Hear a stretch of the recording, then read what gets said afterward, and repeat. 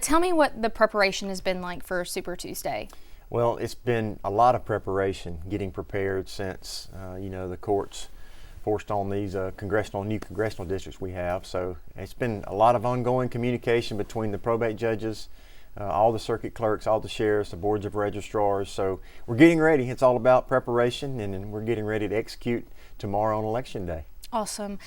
Tell me a little bit about election security. Sure. Are Alabama elections secure? Yeah, I want the people of Alabama to understand that our elections are fair, safe, secure, and transparent. We have paper ballots. We'll always have paper ballots to vote on.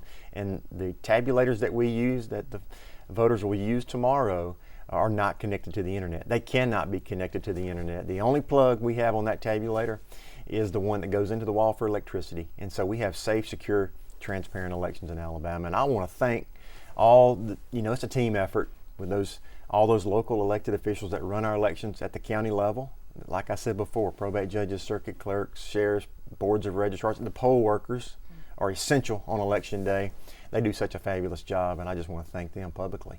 Gotcha. Yeah. Tell me a little bit, are there any changes that voters could be experiencing this time around for this primary election?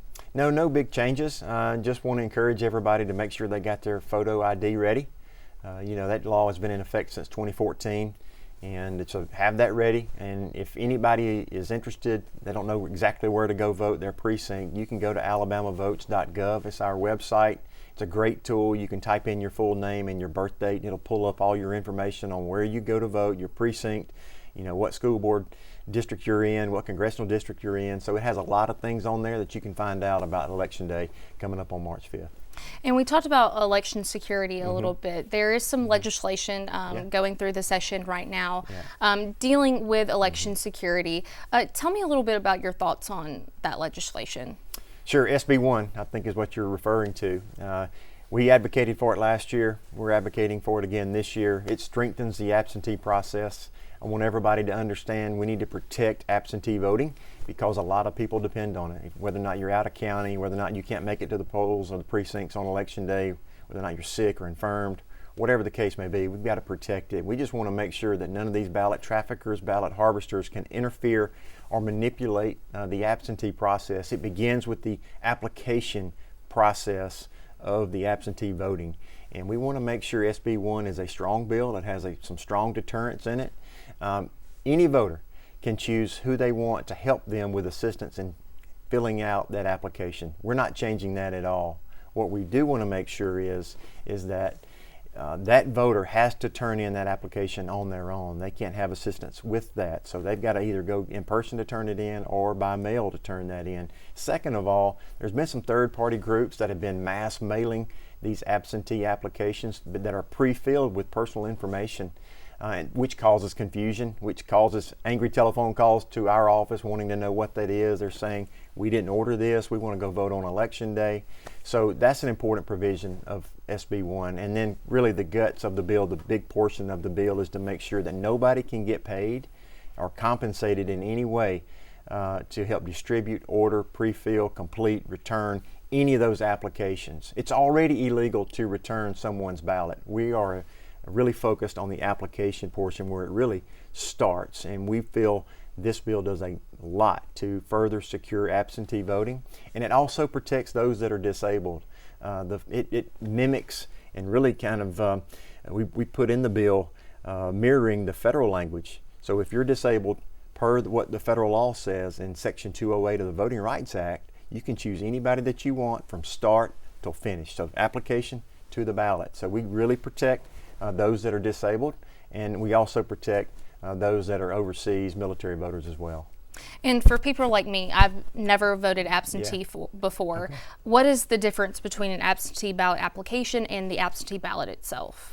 Yeah, so you can go to alabamavotes.gov. Normally it's already past the deadline to vote absentee, but you can download the application, get it there, and then send it to your particular circuit clerk or absentee election manager in whichever county you happen to live, and then they'll send you the ballot. So when you send in the application, you send in a copy of your photo identification with that as well. You prove who you are, and then they'll send you the ballot. You fill out the ballot, put it in the envelope, mail it back, or you can take it back in person.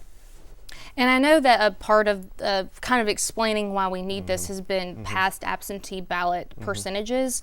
How do we, the 2022 numbers specifically is what I was sent. How do we know those numbers correlate with this perceived mass gathering of ballots or applications? Well, we've got folks that are opponents of the bill that have admitted in committee hearings just last week or the week before last that says there are professional ballot harvesters out there. There are folks that admitted that money does change hands in other public hearings on this bill. So we know it goes on.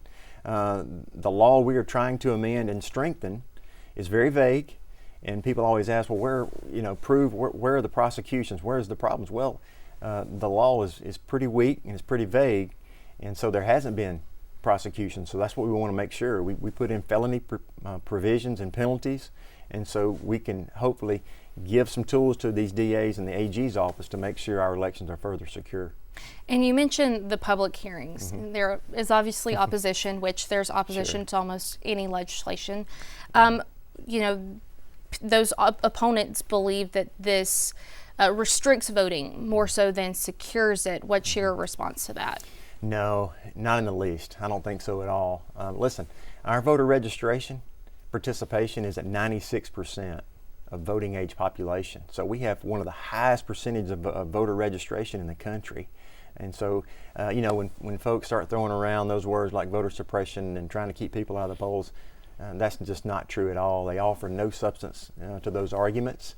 And, we want everyone to go out and exercise their right to vote, their constitutional right to vote. And we invite folks to get registered. We make it easy for folks to get registered to vote. You can do it by paper. You can do it on your desktop. You can do it on your smartphone.